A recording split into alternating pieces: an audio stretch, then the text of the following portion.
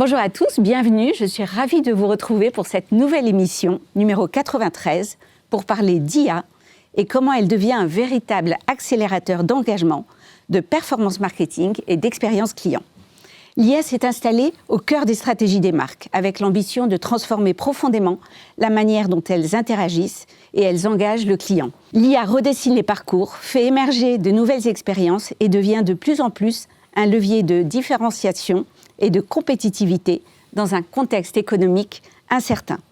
Une bascule aujourd'hui qui est largement partagée au plus haut niveau des entreprises. Selon l'étude Radaria 2026 du BCG, un PDG sur 2 estime que sa réussite dépend de sa stratégie IA. Et 9 sur 10 affirment qu'à l'horizon 2028, la maîtrise de l'IA sera un facteur déterminant de succès. Ils prévoient ainsi de doubler leurs investissements en IA dès 2026, et ça, même sans ROI immédiat. Tout l'enjeu est donc de savoir orchestrer cette IA avec justesse pour gagner la préférence des clients et leurs nouveaux prescripteurs, les LLM. C'est cette transformation déjà à l'œuvre que nous allons décrypter avec nos 4 invités. Bienvenue à vous 4. Et je vais vous présenter Alexandre Dan. Bonjour. Vous êtes vice-président marketing de Back Market, première place de marché entièrement dédiée aux produits tech reconditionnés par des professionnels contrôlés, certifiés, vérifiés. C'est bien ça. 3. À vos côtés, Fanny Châtelet, bienvenue. Vous êtes directrice marketing et e-business de AXA France, un des leaders mondiaux de l'assurance dans la protection des biens, des personnes et des actifs. Face à vous, Encarna Marquez, bonjour.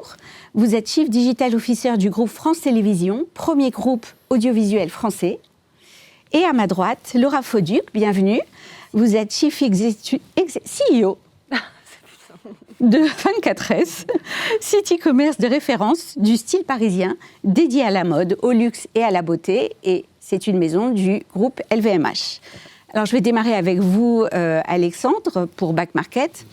Back Market s'est imposé depuis maintenant 12 ans comme la référence des produits tech reconditionnés. Je le disais quand je vous ai présenté.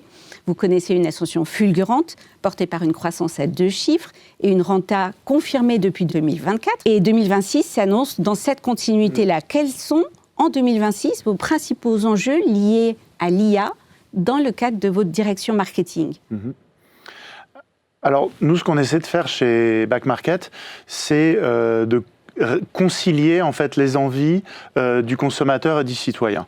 Donc de leur permettre de trouver les produits tech dont ils ont besoin, tout en limitant leur impact sur la planète. Et effectivement, on a réussi à bien se développer, on a atteint 17 millions de clients. On est en train d'accélérer à la fois la croissance et la profitabilité.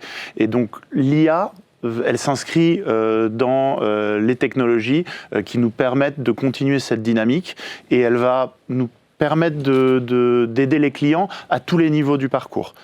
La découverte des produits, la découverte de Back Market, comment arriver chez nous avec le marketing. Une fois qu'on est sur la plateforme, trouver les meilleurs produits qui correspondent aux besoins. Et ensuite, après, dans la suite du cycle de vie du client, l'engagement et le customer care. Donc vous nous direz tout à l'heure comment est-ce que cette IA s'orchestre pour aller justement répondre à ces enjeux. À toutes les étapes. Exactement. Alors Fanny, AXA accompagne, en France en tout cas, accompagne 8 millions de clients et vous appuyez sur un réseau de distribution puissant et aussi une présence digitale avec AXA.fr. Aujourd'hui, vous êtes au cœur du plan stratégique Unlock the Future 2024-2026, dont une des priorités est l'excellence opérationnelle, mais aussi enrichir l'expérience client afin de devenir l'assurance préférée de tous. Quels sont aussi vos enjeux en matière d'IA au sein de votre direction marketing et digital, marketing digital et business ? Oui, tout à fait. Il est vrai que l'assurance reste un métier de service et le postulat chez AXA France, c'est de garder le distributeur comme pivot de la relation client, car ça compte dans les moments qui comptent pour le client. Maintenant, force est de constater qu'en tant que leader, on doit également répondre et entendre l'évolution des usages de nos clients. Et en l'occurrence, on observe une baisse de fréquentation dans nos agences. Et le digital devient clairement la nouvelle porte d'entrée pour se renseigner, quel que soit le type d'assurance. Donc l'enjeu du marketing digital et du modèle e-business en particulier, c'est d'accompagner ces mutations de nos clients et de trouver les bons canaux et les bons services à proposer avec l'aide de l'IA et de la data, qui doivent rester néanmoins au service de notre promesse relationnelle, qui est de garder cet humain au cœur de la relation client. Ok, pareil, on viendra développer. Creuser. Encarna Marquez, pour le groupe France Télévisions, alors contrairement à Back Market et AXA, on n'est pas face à des acheteurs, le fameux client, mais plutôt à des spectateurs. Et en plus, vous opérez dans un cadre de service public. Quelles sont aussi vos ambitions autour de l'IA au sein de votre direction digitale ? Donc, comme vous l'avez dit tout à l'heure, les parcours sont complètement bouleversés avec l'arrivée de l'IA. Donc, aujourd'hui, on n'est pas en contact avec un contenu comme avant, de façon linéaire. On peut être en contact avec un contenu via un moteur, un agent conversationnel, puis continuer cette découverte sur les réseaux sociaux, puis in fine, parfois, venir sur nos offres digitales, donc France.tv, France Info. Donc nous, on a 3 enjeux principaux autour de cela avec l'IA. C'est que l'IA doit nous permettre de comprendre mieux les usages. Fanny en parlait, la data, collecter les comportements des utilisateurs, tout en étant compatible avec l'RGPD et les CNIL, aucun problème sur ça. Mais voilà, comment les contenus sont consommés, sur quel format, à quel moment de la journée, quelles sont les attentes des utilisateurs, où ils sont, sur quel canal, pour proposer donc la meilleure offre, les meilleurs formats et au bon moment de la journée. Donc ça, c'est un enjeu très fort. Le deuxième enjeu, c'est, tu en parlais, l'IA devient prescripteur. Donc, nous, on doit travailler pour que nos contenus soient prescrits par les nouveaux moteurs de réponse.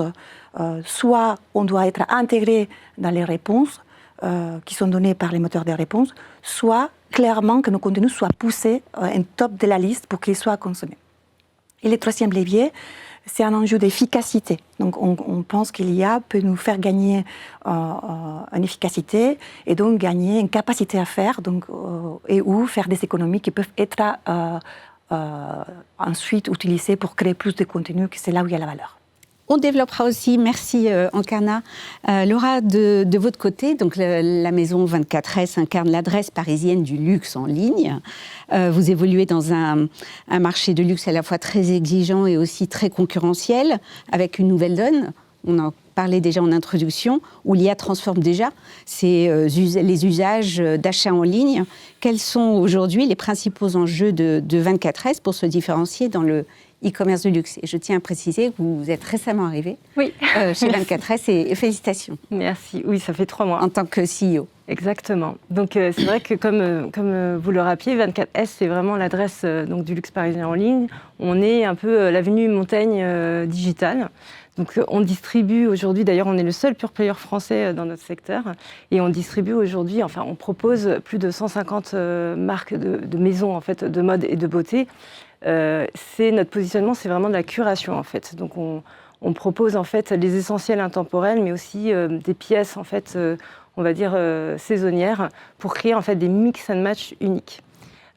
Donc on fait partie du groupe LVMH, on distribue certaines maisons du groupe et certaines en exclusivité comme Louis Vuitton, Dior, Céline, mais pas que, puisque nos clientes trouvent également des marques comme Chloé, Bottega Veneta, RS ou Hermès Beauté. Et dans ce contexte-là, c'est vrai qu'on est quand même à la croisée de 2 secteurs qui ont été quand même assez bousculés. Donc l'e-commerce, comme tout le monde, avec l'accélération et l'accumulation en fait, des nouvelles technologies, dont l'IA, qui en fait doivent être intégrées de manière pérenne et rentable à long terme, mais également le luxe. On sait donc d'après l'étude de Bain et Altagama que en 2025 le secteur a connu une érosion de 5%. Donc aujourd'hui, c'est un secteur sur lequel il est important en fait de reconquérir nos clients, mais également dans la distribution purement en ligne. Les maisons reprennent la main sur leur distribution et aussi sur leur production. Donc, ce qui nous met aussi dans cette croisée. Et comment l'IA peut nous aider, ou en tout cas, quels sont les enjeux? Effectivement, il y a 3 grands enjeux pour moi. Le côté serviciel, comment on recrée en fait une expérience de distribution en ligne à valeur ajoutée. Et donc là, on parle effectivement aujourd'hui des envois qu'on fait en 24 heures en Europe ou en 48 heures dans le reste du monde, de notre confiance client, donc notre NPS, donc là en janvier était de 100, il faut la maintenir. C'est énorme. Notre Trustpilot était de 4,3, ce qui est énorme dans le secteur, mais bon, c'est un grand enjeu. Le deuxième, c'est le luxe et le luxe expérientiel. C'est-à-dire qu'aujourd'hui, effectivement, au-delà d'acheter un sac, il faut créer une expérience, une émotion, une immersion. Donc ça, c'est quelque chose où l'IA peut nous aider. On détaillera un peu tout à l'heure. Mais c'est vrai que quand on reçoit un colis, il faut quand même avoir tout un protocole et même la partie client services, nos conseillers clients. C'est important aussi comment on agit là-dessus. Et le troisième, c'est un petit peu comme France Télévisions sur la partie plus efficience, qui est effectivement comment on met en place. Donc nous, on a toute une supply chain où il faut, en termes de logistique, effectivement, qu'on puisse intégrer ça et ça peut nous aider à créer aussi de la valeur. Donc au-delà de la valeur contributive du client, pour nous, une efficacité, une pertinence qui nous fait des économies, qui nous permet de effectivement réinvestir là-dessus. Et on y reviendra aussi. Merci Laura. Alors je reviens vers vous Fanny. On a parlé effectivement, on a posé le décor à travers vos différents enjeux. Parlons maintenant d'IA et comment est-ce qu'elle vient transformer les stratégies marketing, les expériences clients, les parcours.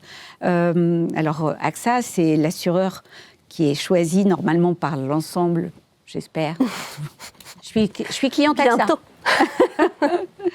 Alors, expliquez-nous justement quelle place occupe l'IA dans les stratégies marketing digitales de AXA et comment est-ce que ça vous permet justement d'aller à la fois les engager et convertir, parce qu'il y a aussi cet enjeu de performance. Oui, tout à fait. Alors c'est vrai qu'on parle beaucoup du terme d'IA et on a tous une vision parfois un peu futuriste, mais la réalité c'est que l'IA et les algorithmes, ça fait déjà un petit moment qu'on les utilise et c'est notamment le cœur du business et du métier d'assurance avec tous les modèles d'actuariat.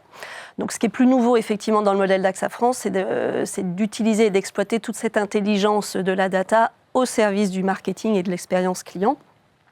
Ça se structure en général sur 3 grosses étapes. La première, c'est de cibler moins mais mieux.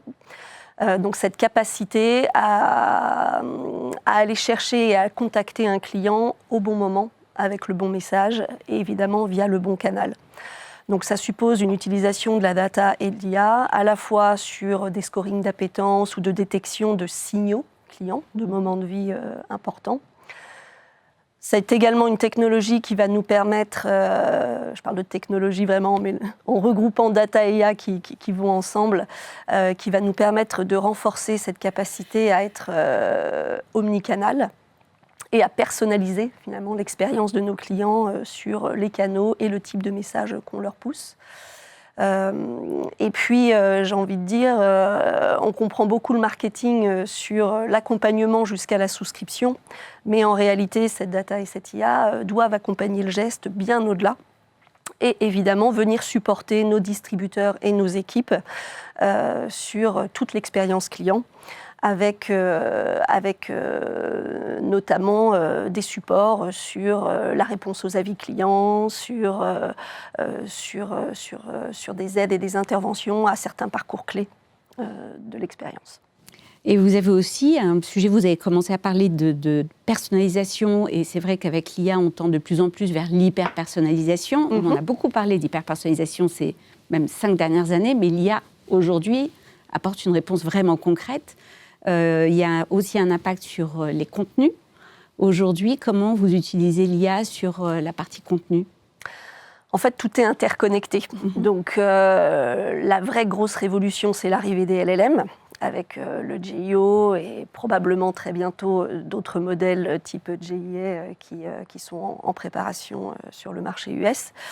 Donc le premier enjeu et le premier niveau d'utilisation qu'on va avoir, ça va être de renforcer vraiment notre production de contenu pour pouvoir nourrir ces algorithmes et permettre effectivement qu'un internaute demain, en tapant sa requête sur ces nouveaux modes de recherche, puisse avoir le contenu approprié et que AXA puisse émerger évidemment dans ses requêtes. Donc c'est une stratégie de contenu en premier lieu, avec des tests qu'on a déjà démarrés l'année dernière pour utiliser effectivement l'IA et nous permettre à ISO Ressources de multiplier en fait nos productions et nos contenus digitaux. À titre d'exemple, on a testé une IA pour produire du contenu statique, comme on dit. Et à ISO Ressources, on a été capable de produire 4 fois plus de contenu que ce qu'on faisait habituellement, avec un niveau de standard et de conformité tout à fait satisfaisant. Et votre feuille de route 2026 autour de l'IA, c'est laquelle ? Ça va être de renforcer la dimension ciblage. D'abord, on pense qu'on a des scores qu'on peut améliorer, et notamment passer du ciblage volume au ciblage valeur, pour répondre notamment aux exigences de rentabilité aussi de tous ces investissements qui se préparent sur la data et l'IA. Le deuxième levier, ça va être de renforcer et d'utiliser l'IA pour améliorer l'omnicanalité et tous les messages qui doivent accompagner nos clients, faire en sorte qu'on ait vraiment une considération de marque qui se nourrisse. Ok. En Carnat, le groupe France Télévisions a atteint un reach fort, x2 en 3 ans. Vous me disiez quand on a préparé cet échange, c'est plus de 40 millions de visiteurs uniques qui s'intéressent aux différents programmes de l'ensemble des chaînes du groupe France Télévisions. Pour autant, vous me disiez que la performance ne doit pas se mesurer au reach, mais à l'engagement. Alors, comment est-ce que vous travaillez l'IA pour aller chercher justement cet engagement ? Donc, on retrouve pas mal des aspects, des points que Fanny a évoqués. Donc, l'engagement, on va les travailler. Donc, je pense qu'à l'onde de l'IA, on doit non seulement conquérir nos publics, mais aussi conquérir les moteurs de réponse. Donc, il faut qu'on nous choisisse 2 fois. Donc, on va utiliser l'IA autant pour engager dans nos plateformes, donc France.tv, France Info, en utilisant l'IA pour améliorer l'expérience, donc des expériences plus immersives, des expériences plus conversationnelles qui mélangent du coup les virtuels et les réels, des expériences plus personnalisées, même si on est au niveau du service public et donc on doit avoir ce juste milieu entre la personnalisation et la consommation individuelle et la consommation collective, notamment dans les moments où la France doit être autour d'un seul écran, les moments sportifs ou les grands événements culturels français. Donc, du coup, c'est pour ça que je ne pense pas qu'on sera dans l'hyper-personnalisation, mais plutôt, comme je disais tout à l'heure, l'enjeu, c'est de s'adapter au mieux aux usages sans enfermer les gens, comme certaines plateformes le font, sur une catégorie de contenu ou un type de contenu. Donc, on va utiliser l'IA au sein de nos plateformes et aussi, on va l'utiliser, comme Fanny disait, au niveau des moteurs de réponse. Donc, il faut que les moteurs de réponse nous choisissent. Donc, on utilise vraiment les protocoles dont on parlait tout à l'heure, un mélange des SEO, des GIO, des AIO. Donc, en gros, on voit qu'en travaillant les SEO, on contribue quand même à être choisi par les LLM et on commence à avoir une stratégie GIO-AIO de façon à que nos contenus soient soit utilisés dans les réponses qui sont formulées par les moteurs de réponse, soit clairement que nos contenus soient poussés. Et pour cela, il y a un aspect très important, c'est l'image des marques. À l'onde de l'IA générative, ce n'est pas suffisant d'avoir une ligne éditoriale claire. Il faut également qu'on soit une marque de confiance. Et cette confiance est construite en clairement ayant des marques qui sont claires, une ligne éditoriale qui est lisible, qui est dans nos communications, dans nos écrits, dans les différents canaux, que ce soit sur YouTube, que ce soit sur Reddit, que ce soit sur Wikipédia, tout soit cohérent. Et aussi avoir une stratégie 360 degrés autant de la satisfaction client. Donc l'NPS, c'est un de nos indicateurs. Plus nos utilisateurs seront prescripteurs de nos marques et de nos programmes, plus les LLM seront prescripteurs de nos offres et de nos contenus. Et je me permets, excuse-moi, de rebondir là-dessus, parce que puisqu'on parlait beaucoup de contenu, un élément qui est important, notamment dans un modèle intermédiaire, et peut-être que tu rebondiras dessus, c'est qu'on parle beaucoup de contenu à destination de clients, mais en réalité, il y a aussi le contenu à destination de nos distributeurs, qui va être travaillé et accompagné aussi pour permettre d'avoir une bonne personnalisation et une bonne priorisation de ces contenus. Et je voulais te faire rebondir aussi sur la partie liquid content, oui, qui est en tout cas aussi pour un groupe média comme France Télévisions hyper stratégique.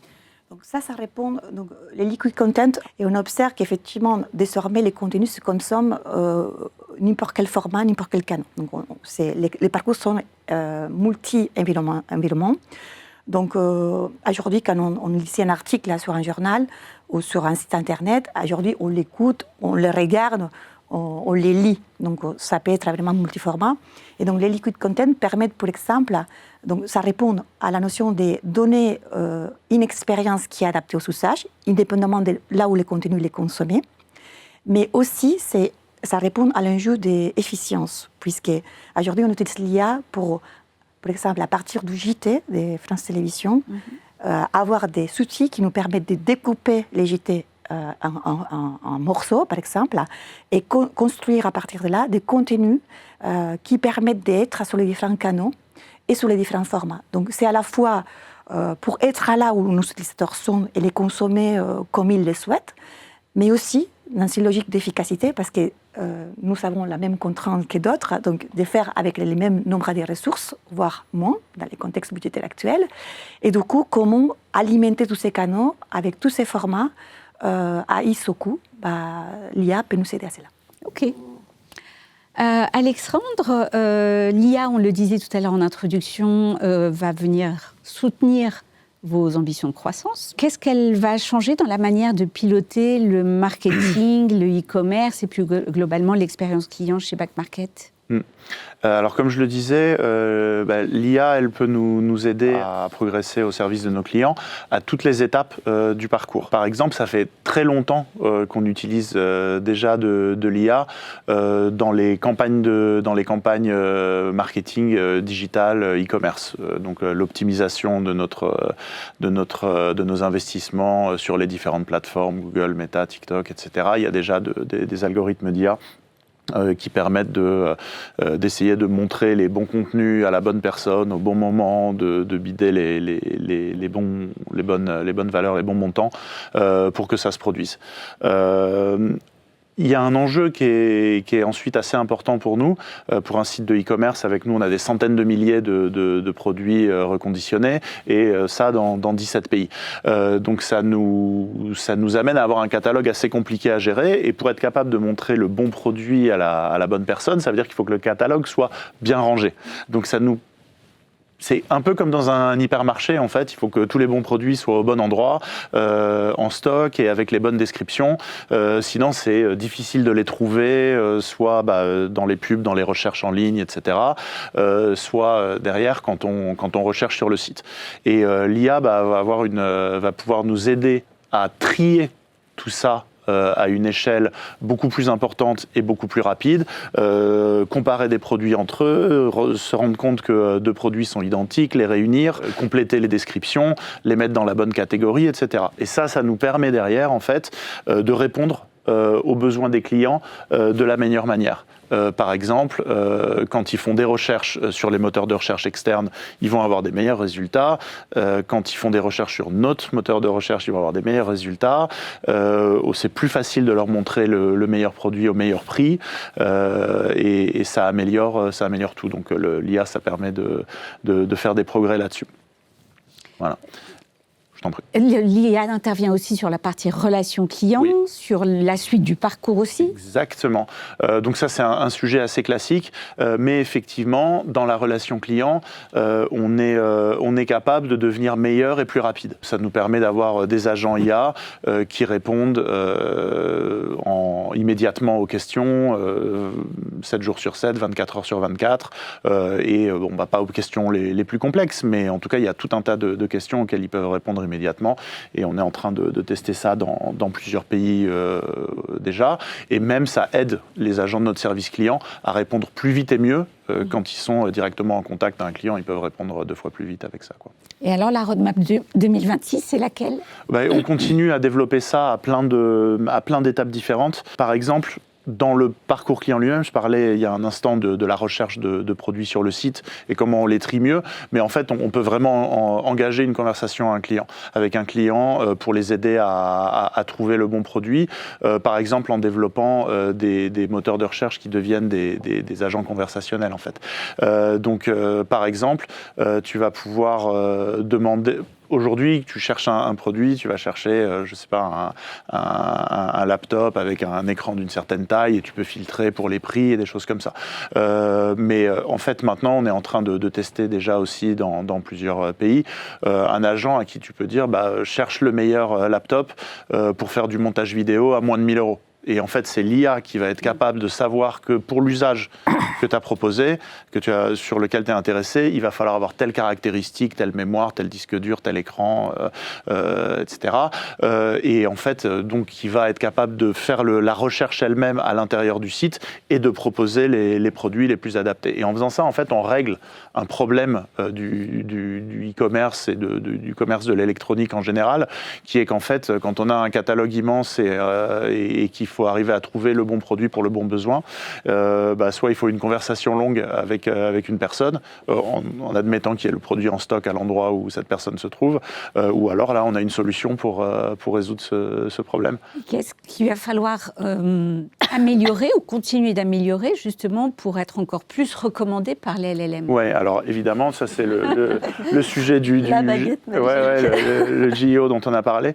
Alors déjà, en fait, on se dit oui, il y a beaucoup de gens qui l'utilisent et c'est très à la mode comme sujet. Après, on va avoir besoin de découvrir vraiment les usages des clients et au-delà de tester, comment ils vont faire leur parcours d'achat entier depuis l'idée de commencer à se poser la question jusqu'à obtenir à la fin, aller jusqu'à la fin du parcours d'achat.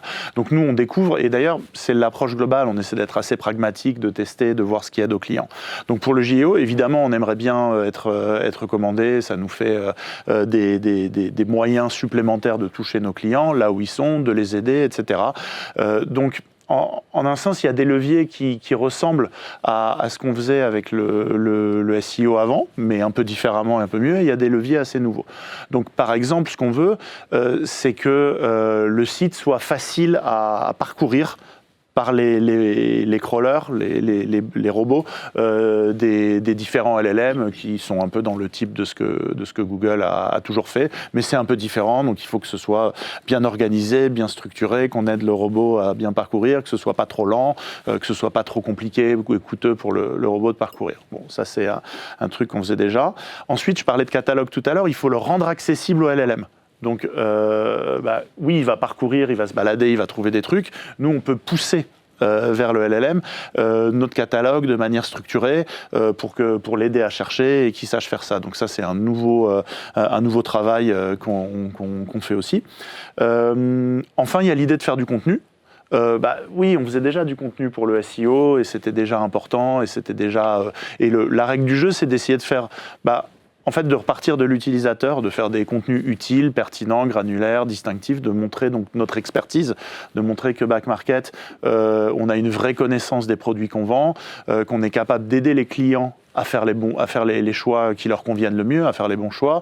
Donc en fait, c'est rédiger des guides, rédiger des comparatifs et trouver la façon d'expliquer. D'ailleurs, c'est drôle, l'IA nous aide même à comprendre de quoi on doit parler. C'est-à-dire qu'on peut utiliser l'IA pour savoir quelles sont les questions que les clients se posent et ensuite on écrit on écrit du contenu pour répondre aux questions. Donc on peut utiliser l'IA pour prioriser ça. Et après, il faut que cette information elle soit structurée pour que le LLM l'assimile le mieux possible. Donc des infos très structurées, des bullet points, des tableaux, des choses comme ça. Il y a un autre sujet, et vous en avez parlé avant, c'est important qu'on parle de nous sur d'autres sites, sur d'autres plateformes. Donc en fait, on va essayer de démontrer qu'on a cette expertise, cette connaissance et aussi cette marque qui porte en fait une façon de consommer.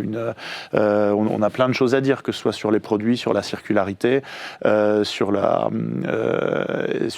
notre vision de la technologie. Et donc, c'est utile qu'on parle de ça sur Reddit, sur YouTube, sur TikTok, enfin sur d'autres plateformes, parce que ça touche nos clients. Mais on sait aussi que les LLM apprennent à partir de ce qui se passe là. Donc en vrai, en un sens ici, je suis en train de parler à vous, mais en fait j'enrichis un peu un LLM en lui expliquant que Back Market c'est génial. Il a intérêt à comprendre alors. Ouais, j'espère bien. Et enfin, il y a un sujet qui est aussi très transformationnel, c'est le shopping agentique, le fait que les clients dans le futur vont sûrement utiliser les LLM pour prendre des décisions, mais aussi pour peut-être pour aller plus loin dans le parcours client. Donc c'est évidemment quelque chose qu'on va tester, on va regarder ce que ça donne, est-ce que les clients, à quelle vitesse ils adoptent ça, est-ce qu'on peut les aider bien là-dessus, et est-ce qu'on rend service. Et donc, comme tu l'as dit, ça va permettre aussi, il y aura de l'advertising qui va exister là-dessus, et on verra, on va tester. Oui, ça a été annoncé il n'y a pas longtemps. Exactement, cette semaine, il y a eu plein d'annonces.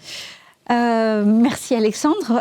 Laura, alors pour 24S, vous souhaitez donc écrire une nouvelle page pour la distribution du luxe en ligne. Il y aura un rôle central. Comment est-ce que cette IA va transformer, va renforcer le luxe expérientiel et booster aussi vos performances marketing ?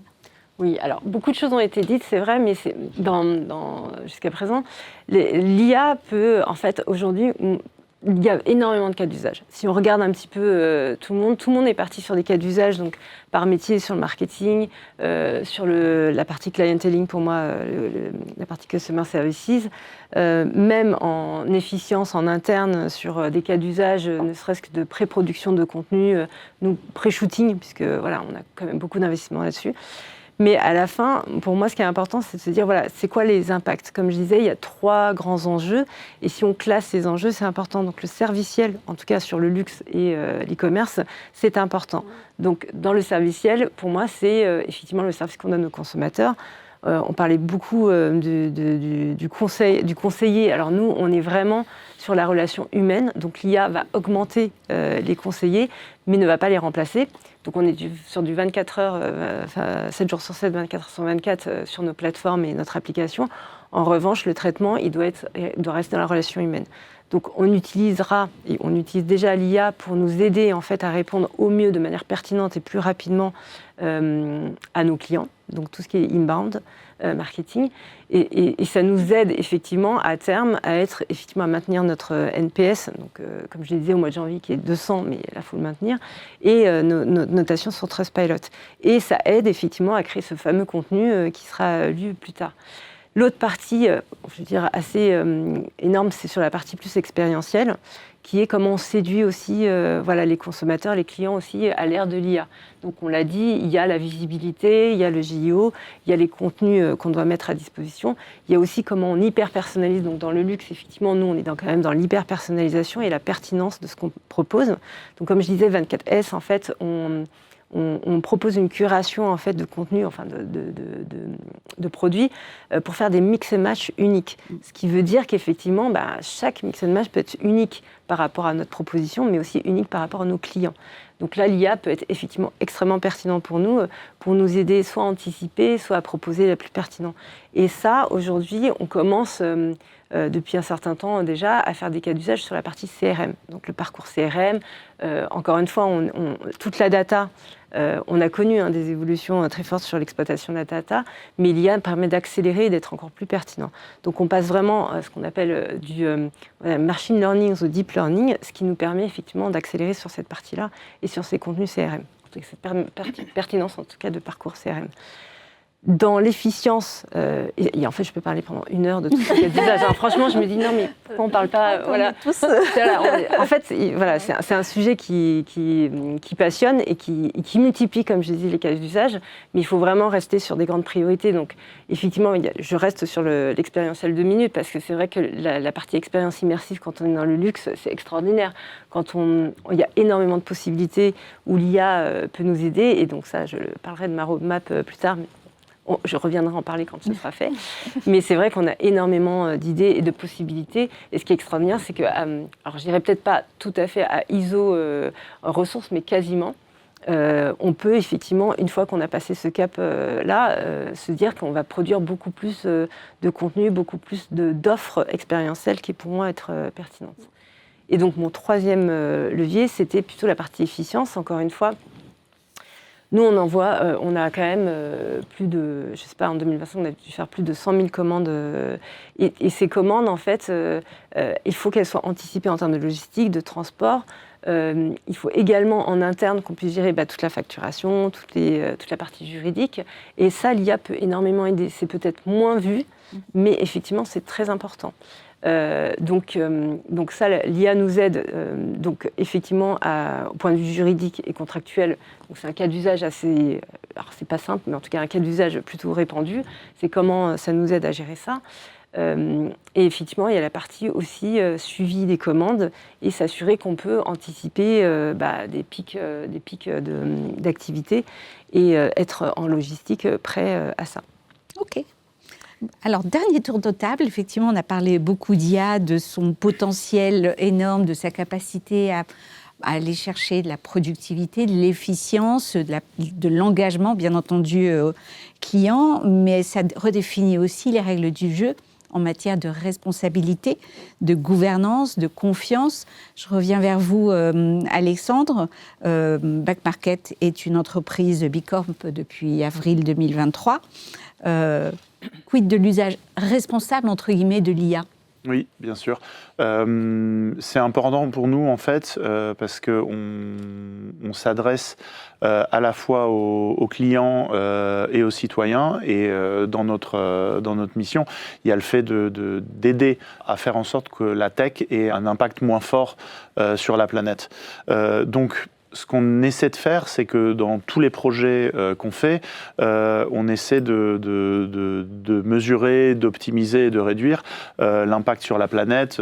Par exemple, la production de CO2. L'IA, on sait que c'est quelque chose qui est consommateur d'énergie. Donc, ce qu'il faut là, on est en train de découvrir, en fait. On est en train d'expérimenter beaucoup. Et donc, notre approche là-dessus, ça va être d'une part d'essayer de vraiment mesurer les impacts et en particulier à chaque fois avant de scaler une solution, on va essayer de comprendre les impacts que ça va avoir, de les optimiser. On sait que il y a des modèles qui sont consommateurs, des modèles qui sont beaucoup moins consommateurs, et c'est très possible que pour certains des usages qu'on a en tête, on puisse utiliser des modèles qui sont économes et espérons-le de plus en plus économes. Et après, il faudra prendre des décisions pragmatiques et éventuellement ne pas faire certaines choses si ça a trop d'impact. Et d'un point de vue organisation, en plus, oui. Vous avez un carbon manager. Exactement. Mais c'est pas spécifique à l'IA. C'est la démarche globale. C'est vrai, c'est une entreprise qui est attachée à ça, et donc ça fait partie des rôles dans l'équipe. Et donc elle nous aide à analyser sur tous les sujets qu'on fait, tech, mais aussi marketing, et à prendre des décisions et à savoir où on va et d'essayer de réduire les impacts de nos campagnes marketing aussi, au-delà de l'IA, même simplement de réduire la taille des images, de choisir nos médias correctement, etc. Ça aide. Fanny, votre point de vue aussi sur l'approche d'une IA plutôt responsable ? Évidemment. Appliquée au marketing digital. AXA est extrêmement sensible à ces valeurs de responsabilité, que ce soit à l'égard de la société ou même de ses collaborateurs et bien sûr de ses clients et distributeurs. L'IA, comme tu le rappelais, en fait, aujourd'hui, ça peut s'appliquer à quasiment tous les corps de métier. Donc, ça peut très facilement se disperser. Donc, le mot d'ordre, c'est vraiment la mise sous contrôle. En fait, en interne, de toutes les initiatives data et par extension IA. Ça se manifeste avant tout par la mise en place d'une gouvernance. Donc, on a une Chief Data et IA Officer en titre, dont une des missions est justement de pouvoir identifier les différents cas d'usage, métiers, de s'assurer à la fois des synergies, d'avoir une architecture la plus homogène possible, mais aussi et surtout de la bonne conformité et de l'impact de ces IA. Donc, plus concrètement, il est vrai que aujourd'hui, on est plutôt dans une phase où on teste un peu chacun en silo des solutions. Je dirais que l'accent, il est surtout mis aujourd'hui, sur le respect de nos clients, et donc de s'assurer qu'il n'y a absolument aucune fuite de données ou érosion éventuelle de données dans les solutions qui existent aujourd'hui sur les marchés. Donc on a un cahier des charges extrêmement lourd, extrêmement fort, qui fait qu'on n'est peut-être pas les plus early adopteurs de l'IA aujourd'hui, mais parce qu'on veut le faire justement en pleine conscience et en ayant bien sélectionné les solutions en place. Il y a évidemment des réflexions pour voir si d'ailleurs on développera pas nos outils d'IA en interne. Alors pas forcément sur tous les corps de métier, mais voilà. Et ce qui est important aussi autour de l'IA, c'est indépendamment de la conformité, de la mise sous contrôle, de l'impact RSE, on en parlait également, il y a l'appropriation et donc le change nécessaire aussi par les collaborateurs pour que cette IA vienne vraiment au service de chacun d'entre eux et non pas pour supplanter leur activité, mais bel et bien au contraire pour les décharger d'un certain nombre d'activités et leur permettre d'exercer le meilleur d'eux-mêmes dans chacun de leurs rôles. Merci Fanny. Et de votre côté, Encarna, quelles sont les nouvelles règles du jeu pour un usage plutôt responsable de l'IA ? Donc, nous, on a des sujets qui se recoupent, les aspects sustainability et les aspects change. Mais je voudrais mettre l'accent, je vais revenir sur ces aspects-là pour France Télévisions, mais notre enjeu principal, c'est que les moteurs de réponse ne se contentent pas de juste de pousser l'information. Ils peuvent donner du sens au résumé, au contenu qu'ils vont créer. Et donc, comment allons de l'IA, un service public, un média et service public, peut contribuer, peut agir pour que l'essence, pour garder la maîtrise du sens au sein des populations concernées, donc les rédactions, avec des chartes du journalisme qui sont très fortes. Donc, comment on utilise l'IA sans perdre la main sur l'essence et garder la maîtrise éditoriale et ne pas perdre les liens avec nos audiences. Donc ça, c'est vraiment des nouvelles règles à définir. Tout n'est pas défini. On discute avec les acteurs. Ce n'est pas évident. Et ça va demander de travailler aussi de façon collective avec d'autres médias, avec d'autres pays, pour avoir la force de frappe vis-à-vis des grands acteurs américains ou chinois. Sur la partie RSE, c'est clairement, j'étais au CES, j'ai assisté à plus de 40 conférences, pas un mot, sur l'utilisation, sur l'impact carbone, sur l'utilisation de l'eau. Je ne sais pas si vous avez lu, mais en 2025, l'IA a bu plus d'eau que les humains. Sur la répartition des ressources, ça a posé des questions sociétales importantes. En tant que média, là, je ne parle pas en tant que Chief Digital Officer, mais plutôt en tant que média, c'est des questions vraiment sociétales qu'on se pose et qu'on doit instruire. Et dans les usages que nous, on va faire, un peu comme vous, on va essayer de vraiment définir un ROI, pas dans l'absolu, parce que l'IA, tu peux améliorer en continu. Donc, jusqu'à où on est prêt à donner et recevoir quoi. Et ça, c'est très important. Dès qu'on lance un use case, on se fixe un ROI butoir et on n'essaye pas de l'améliorer encore plus, parce que parfois, pour gagner un pourcentage de plus, ça demande beaucoup plus d'énergie ou beaucoup plus d'eau. Et le troisième point auquel je tiens, c'est qu'effectivement, l'IA, ce n'est pas que de la tech. L'IA, c'est une transformation culturelle, une transformation des workflows, des modes de travail. Il faut repenser les workflows. Ça ne suffit pas de prendre un outil et les brancher au workflow actuel. Ça ne fonctionne pas. Si on veut gagner en efficience, il faut vraiment travailler les workflows de A à Z, en amont de l'utilisation de l'IA. Et ça demande également d'avoir des profils hybrides qui vont mélanger les compétences, dans notre cas, éditoriales, produits et technologies. Donc, aux États-Unis, ils parlaient des créatifs et technologistes. Donc, voilà, des gens qui arrivent à comprendre la dimension globale entre l'éditorial, les produits, donc l'expérience, et la techno. Donc, c'est quand même un gros changement pour des structures comme les nôtres, avec des populations qui ne sont même pas digitaux, parce que ça vient du broadcast. Donc, c'est vraiment un schéma en termes de transformation, je pense qu'il va être complexe et qui va prendre pas mal de temps, alors que les technologies vont très vite et que les usages aux États-Unis, ils sont déjà là. Donc, c'est un vrai enjeu pour nous. Le mot de la fin pour vous, Laura, une approche aussi, je suppose, très pragmatique. C'est ça.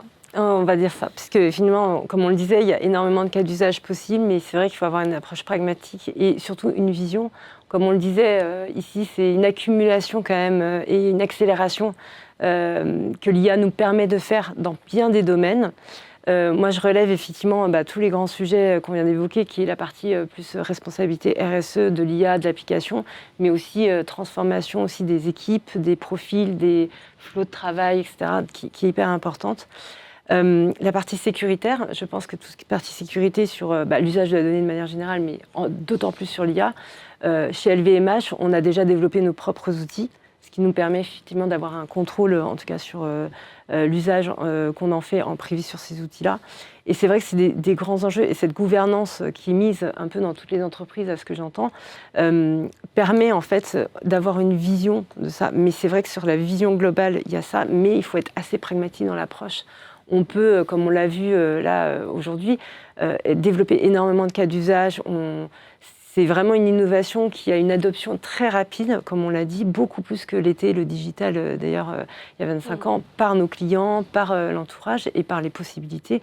Donc il y a une espèce de course, mais voilà, faire de la technologie et de l'innovation pour l'innovation, c'est pas forcément la bonne solution. Donc je pense qu'effectivement, le mot, c'est Pragmatisme. Oui, exactement. Et vision. Et vision, tout à fait. Merci beaucoup. On arrive au terme de cette émission. Merci à tous les quatre pour vos éclairages très intéressants et je vous donne rendez-vous pour une prochaine émission. À très bientôt. Merci.